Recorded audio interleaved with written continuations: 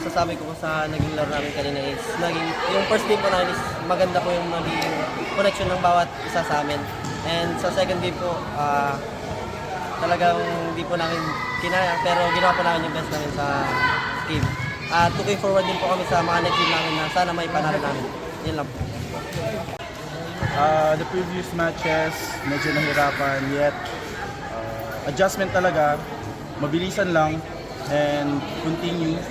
Training, siguro sa adjustment namin, next games, pagpapatuloy namin yung quick passes namin, quick play namin para, kasi doon kami nanalo eh. Maybe next, paigtingin pa namin yung skills namin doon. Yun lang.